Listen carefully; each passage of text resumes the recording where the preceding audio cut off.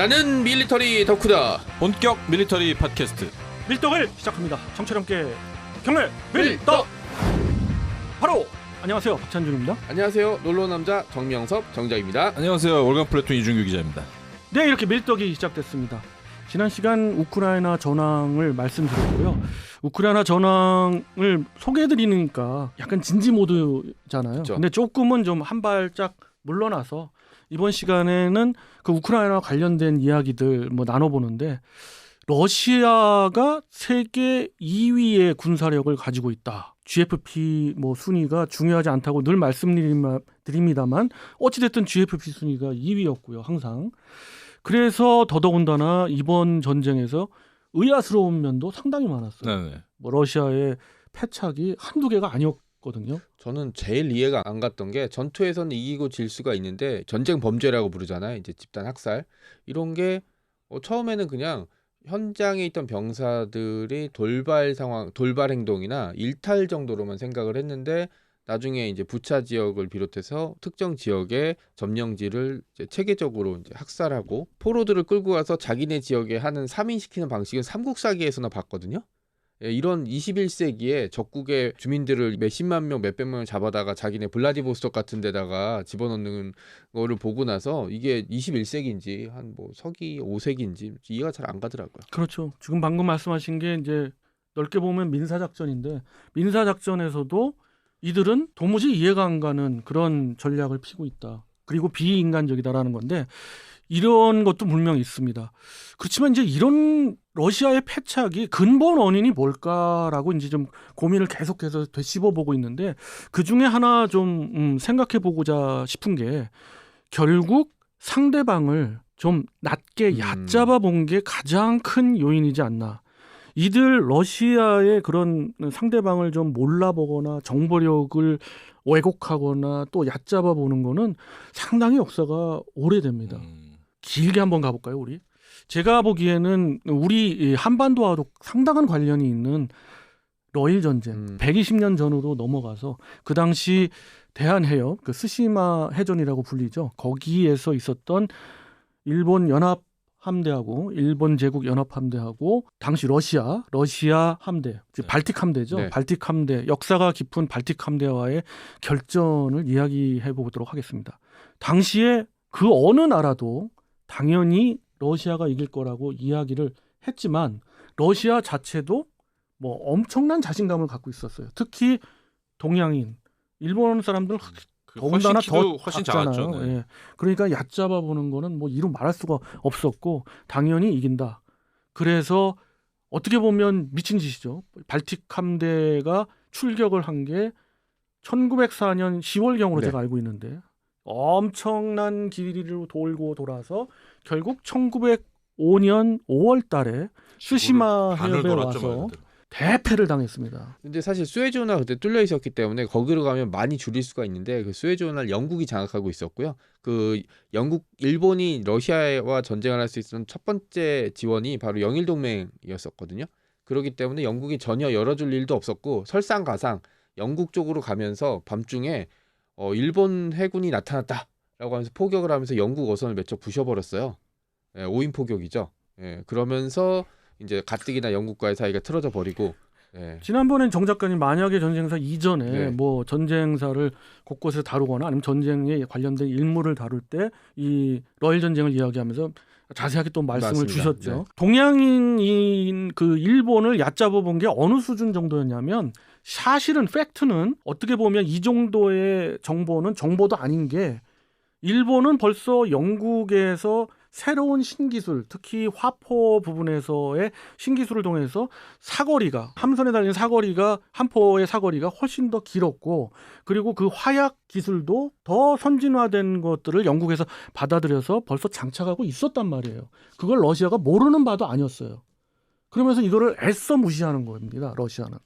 아, 그래도 니들이 우리한테는 안 돼. 그러니까 동양인이 눈이 작으니까 제대로 조절 못할 거다. 네. 뭐 이런 식의 얘기도 있었죠. 이런 거는 지금 현대에도 밀리매니아 분들 사이에서도 많은 부분을 제가 볼 수가 있어요. 예를 들면 항공기 기체의 마킹, 네. 라운델이 어느 나라냐에 따라서 그 기체의 성능이 좌우되는 건 아니잖아요. 그렇죠. 근데 기본 일단 성능. 얕잡아 보는 거죠. 예를 들면 기존에 이제 중국이 많은 카피 모델을 생산하고 그랬기 때문에 그런지 몰라도 중국제 하면 이상하게 무조건 알로 깔고 가는 거. 요즘은 이제 또 러시아도 역시 러시아 이번에 그 우크라이나 전쟁 때문에도 그렇지만은 굉장히 그렇게 보는 거. 이런 것들도 선입견인 것 같아요. 축구도 마찬가지잖아요. 축구는 우리가 선입견이 독일 잘 볼 줄 몰랐겠지. 아, 그러네요. 그렇죠.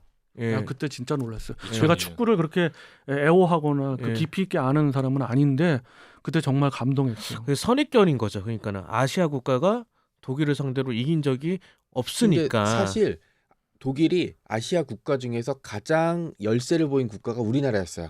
그렇죠. 그 전에도 평가전에서 한번 진 적이 있고 월드컵 예선에서도 진짜 5분만 더 있었으면 우리나라 역전했을 거다라는 경기가 이제 미국 월드컵 경기였었거든요. 그러니까 역대 전적이 2승 2패니까 그러니까. 대등하죠. 그래서 이렇게 얕잡아 본 결과 네. 스시마 해전에서는 어떻게 나왔느냐. 러시아는 주력 함정 포함해서 21척이 완전히 격침, 7척은 나포. 그에 반해서 일본 연합함대는 우리는 뭐 일본 하면 진짜 우리가 좀 그렇지만 애석하게도 이 부분에 있어서 어뢰정 한 몇 척, 한 3척인가 4척 정도의 피해. 그것도 어뢰정이 피해 정도. 그것도 격전 당일이 아니라 그 이후에 추격전 하면서 이제 그러니까. 상실됐던 거랑 그 이게 뭐 변명의 여지 없이 참패한 거죠.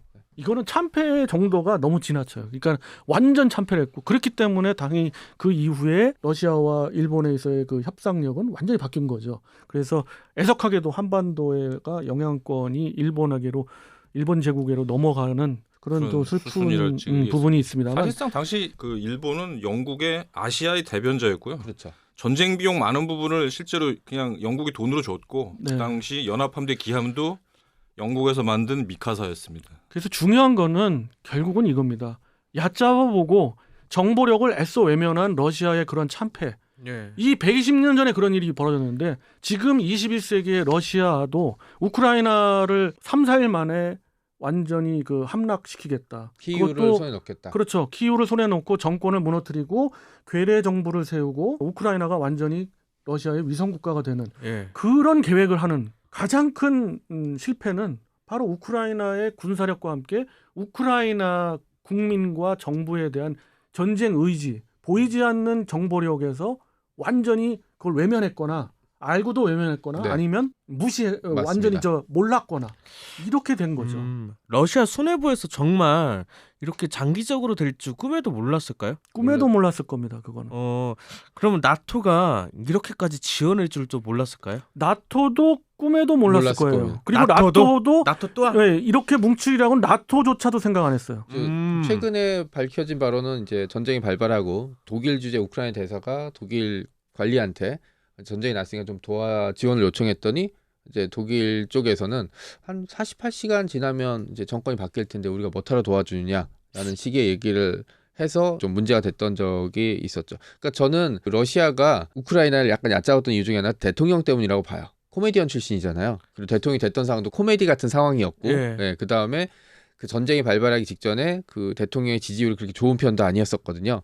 그러니까 한 방 우리가 세게 후려치면 그냥 썩은 담장 다 무너지고 코미디언 같은 대통령은 도망칠 거다라고 했었는데 실제로 미국에서 탈출시켜 주겠다라고 했을 때 저 우리는 부분이 중요했던 게 네. FSB의 정세 판단이 그 러시아 정보국이죠. 딱 때리면 대통령 그 도망가고 젤렌스키는 바로 국외 망명할 거고 길게 봐서 우크라이나군이 버틸 수 있는 기간 한 달이다. 한 이렇게 달? 정확 판단을 하고 푸틴한테 올렸어요. 근데 이게 틀리니까 결국 나중에 푸틴이 열받아서 정세 판단이나 이런 정보 저거를 FSB를 배제하고 지금 GRU라고 군정복으로 바꿔버렸죠. 근데 푸틴이 그런 결정을 자기가 하고 그 FSB의 책임자를 철퇴를 가한 것은 그 자체로서는 뭐 그런 수순인 거예요. 맞는 수순이죠. 그렇지만 FSB의 정보에서도 여러 부분 이제는 밝혀지지만은 그나마 이게 쉽지 않다 이 전쟁. 그래서 전쟁을 하면 안 된다는 보고서도 분명 있었어요. 근데 이런 거죠.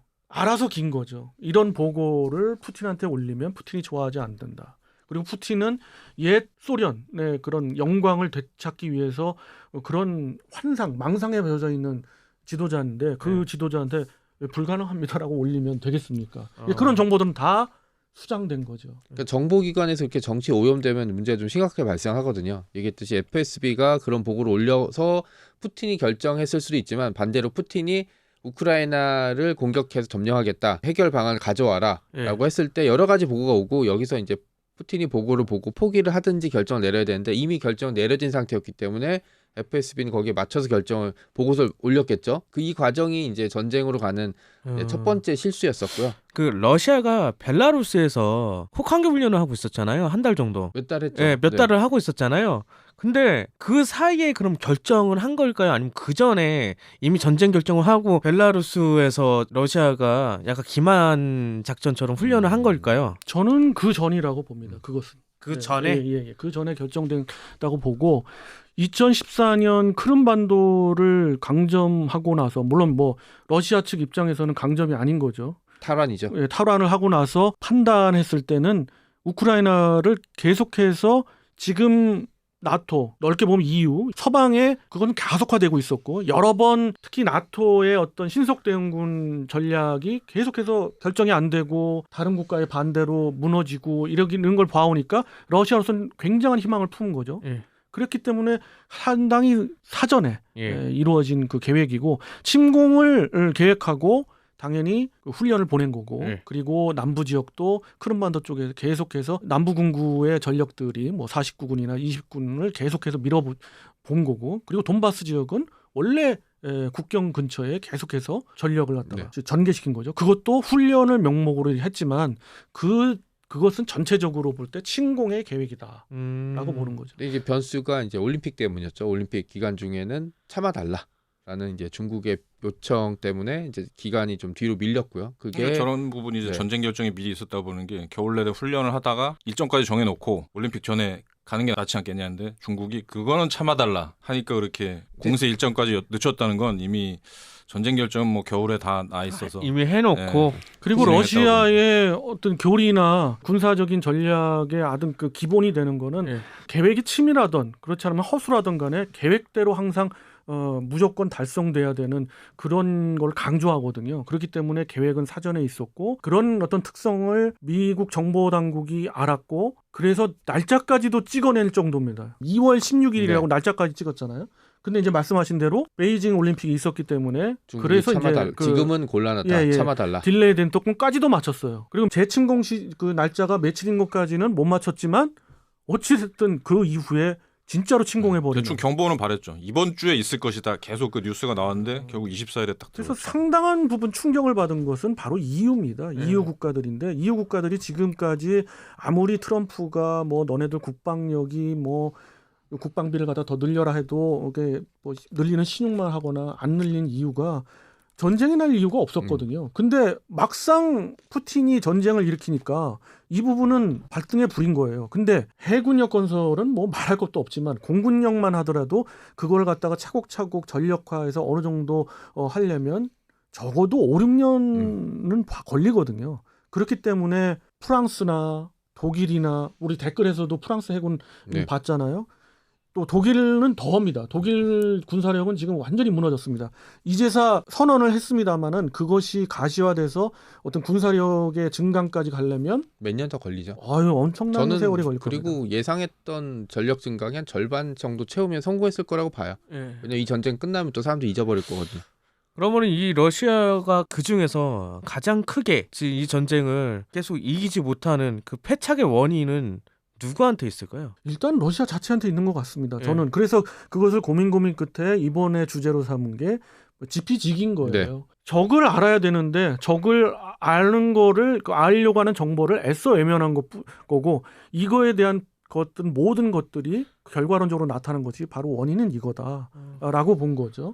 그래서 그거에 대한 원인은 당연히 러시아에 있다고 본 거죠. 러시아의 잘못된 판단. 그 중에서 이제 푸틴.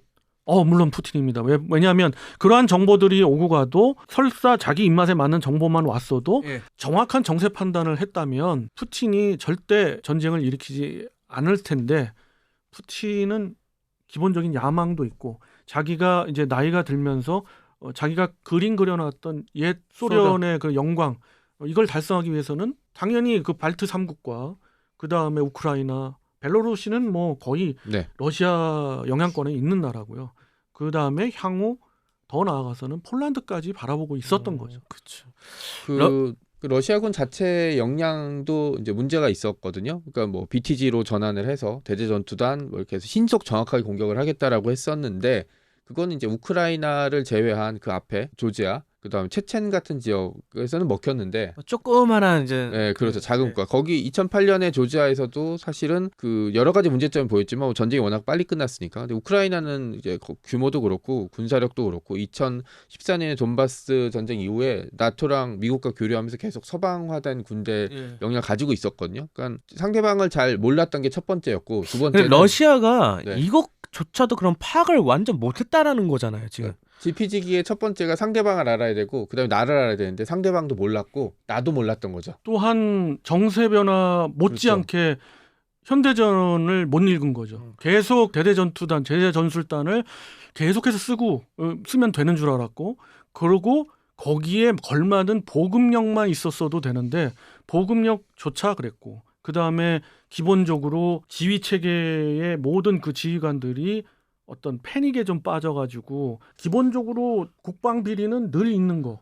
그리고 그들은 배만 불리고 있었고 심각하죠. 제대로 된 지휘관이 없었고 부사관들 전력도 그렇죠. 우크라이나하고 비교해 봤을 때는 뭐 엄청나게 부사관이 부실한 거로 보여지고 그리고 그런 현장의 지휘관이라고 할 수 있는 대대장, 중대장들을 지휘권이 제대로 지휘권이- 재량권이 좀 많이 전혀 없는 편이죠 없고 러시아. 예, 더 크게는 푸틴이 모든 것을 심지어 대대의 전략까지도 전술까지도 승인을 받아야 이렇게 진행된다고 그러더라고요. 그러니 이 전쟁이 쉽게 그들 뜻대로 가지는 않는 거죠. 융통성도 없고. 네, 물론 한 전쟁을 이거 하나만으로 원인을 잡는다는 건 말이 안 되고 여러 가지 원인이 복합된 예. 건데 지금 여기서 제가 드리고 싶은 강조하고 싶은 거는 뭐니 해도 출발은 지피지기의 그런 네, 기본적인 맞습니다. 손자병법에 나와 있는 그것을 그들은 몰랐다.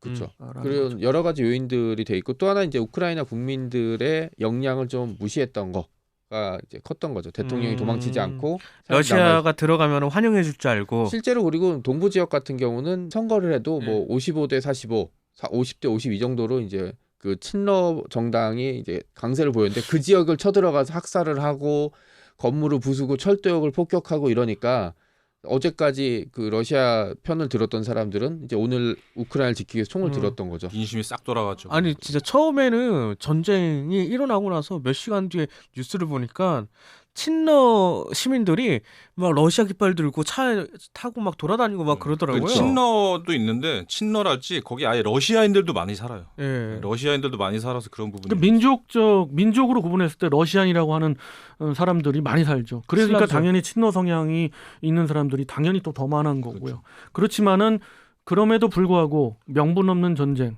그리고 정보력 없는 전쟁, 의미 없는 이런 전쟁을 일으킨 러시아의 패착은 그거에 대한 귀결은 역시 상대를 너무 몰랐다라는 걸로 귀결될 수 있을 것 같고요. 보고 싶은 것만 보고 또 그렇습니다. 여기서 또 우리가 교훈을 얻을 거는 바로 정보력입니다.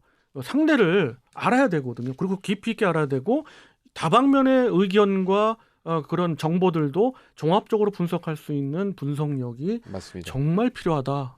특히 군 수뇌부에 있는 분들은 더더군다나 필요한 덕목이 아닌가 이렇게 생각합니다. 우리 출연진 분들께서 생각하기에는 대한민국의 정보력은 한 어느 정도인 것 같아요? 저는 10손가락 안에는 들어가는데 그럼요. 다만 다만 이 정보 분야에 유능한 분들 이런 사람들의 진출 그러니까 뭐 진급이라고 볼 수도 있죠. 이런 부분에 있어서는 좀 퀘션 마크예요. 그런 사람들이 좀 더 나래를 펼 수 있어야 되는데 그런 것들에 대해서는 조금은 간과되고 있는 건 사실입니다. 아직까지도. 그렇지만은 정말 러시아만 하겠습니까? 그렇죠. 그러나 여기서 정보력이 중요하다는 거 맞습니다. 계속해서 강조드릴 수밖에 없는 것 같아요. 그래서 이번 시간은 정보력이 중요하고 그 정보에 대한 판단이 그만큼 중요하다. 러시아 120년 전에도 그랬고 지금도 역시 마찬가지로 120 상대를 깔봤다. 120년 후에도 그럴 것 같아요. 120년 후에도 그럼 네. 좋고요. 마지막으로 궁금한 게 있는데 러시아가 전쟁이 한 어느 정도 진행됐을 때 자기네들이 좀 실수했다라는 걸 느꼈을까요? 예. 그러니까 전략적인 측면, 그러니까 수뇌부가 뭔가 이상하다고 느낀 시점은 저는 아마 호스토멜 공항을 이제 초기에 점령하지 못하고 왜냐하면 호스토멜 공항을 점령해야 거기에 그 BDB를 떨어뜨려서 이제 키우를 공격할 수가 있었는데 그 초반에 이제 그 우크라이나 신속 대응 부대에 의해서 이제 공항이 이제 폐쇄되고 있던 부대들이 밀려나면서 이제 2차 공수 작전이 실패로 돌아갔죠. 저는 그게 그 초반의 군사적인 측면에 있어서 엄청나게 큰 여파를 미쳤다고 생각하고 있습니다. 그렇죠. 전술적인 측면으로 볼 때는 키이우 북부 지역에서 그들의 목적을 달성 못했을 때 많은 다 꼬이기 시작한 거죠. 그래, 중급 이상의 그 지휘관들은 이 전쟁 쉽지 않겠다는 건 네. 분명 느꼈을 겁니다. 박 의원님 생각하기에는 키이우 때부터 네. 네. 크게 보면 키이우 때부터이지 않을까. 그 소규모 전투로 치면은 이제 호스토멜 전투죠. 그렇죠. 그거는 정신적으로 좀 충격이 컸을 겁니다. 엄청나게 훈련된 그 공수부대가 그렇게 괴멸되니까 맞습니다. 문제가 커진 거죠. 진짜. 자, 이렇게 해서 이번 시간 우크라이나 관련돼 가지고요. 우리가 좀 생각해 봐야 될 것들 중에서 바로 정보에 대해서 이야기해 봤고, 러시아는 120년 전에 이루면서 지금도 그런 룰을 범하고 있다라고 이제 말씀을 좀 드려봤습니다. 다음 시간은 또 다른 주제를 갖고 여러분들 찾아뵙도록 하겠습니다. 청취자 함께 경례 밀떡